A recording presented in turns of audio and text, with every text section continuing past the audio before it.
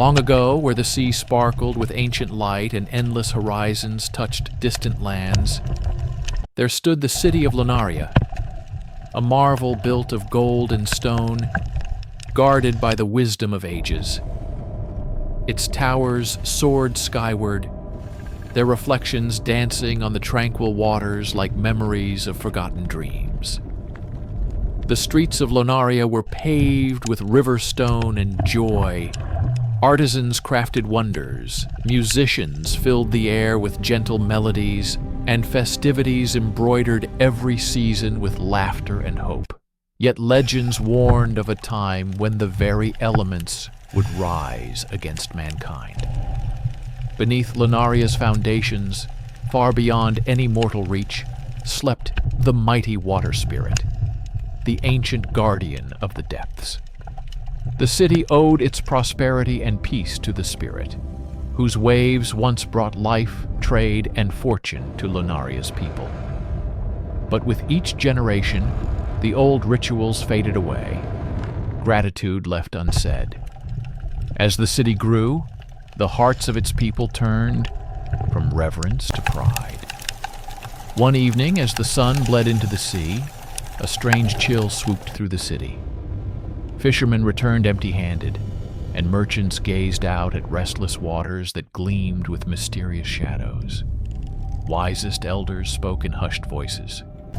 The water spirit was awakening, angered by centuries of neglect. The flooding began slowly, gentle at first. The rising tide licked the lower gardens and farmlands.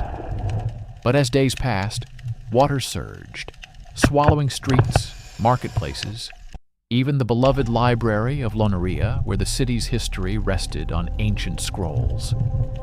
At night, the wind carried strange songs from the depths, haunting those unable to sleep. In the heart of Lunaria lived Taro, a skilled blacksmith known for his unwavering kindness. His hands built bridges, his laughter mended hearts, and his memory was sharp with stories learned at his mother's knee. Taro's mother, Mira, once told him the tale of the city's founding, when the water spirit had blessed the first settlers and bound his power to a shimmering copper amulet. One fateful night, as the waves hammered at Taro's own door, an old storyteller arrived, a hunched figure cloaked against both rain and grief. He spoke of prophecy. When the heart of Lonaria faces ruin, a soul must descend to the spirit's throne below. Only courage and sacrifice may calm the fury and restore balance. Taro understood. His city was more than stone and roof. It was the laughter of children, the hope in his mother's eyes, the harmony of lives woven together. And so, without hesitation, he prepared for the greatest journey of all. In the forge, by lantern light, Taro shaped a sword etched with symbols of hope and resilience. Around his neck, he placed the ancient copper amulet given by his mother, a token of faith and tradition. As dawn crested the flooded streets, Taro set off. The path to the spirit's realm lay deep beneath the city, where drowned alleyways and submerged temples waited. With every step, ghostly apparitions drifted by, some gentle, eyes glittering with unfulfilled wishes, others somber, forever lost to the flood. From each spirit, Taro learned a lesson.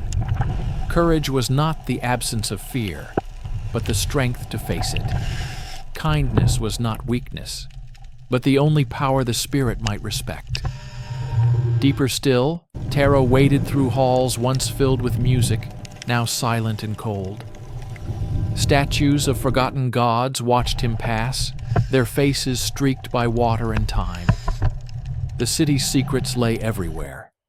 Sunken mosaics depicting the pact with the water spirit, carved doors that marked generations of hope and pain. His resolve grew sharper, guided by love for his home. At last, Taro reached the drowned sanctuary. Lit by eerie blue light and moving tides, There, upon a throne of coral and pearl, rose the ancient water spirit himself, vast, shimmering, his eyes swirling with storms and sorrow. The spirit's voice was as loud as thunder and as quiet as heartbreak. "You dare approach, mortal? Why do you disturb my deep slumber? And what offering can mend the wrongs of your people?" Taro knelt and spoke with all the truth in his heart.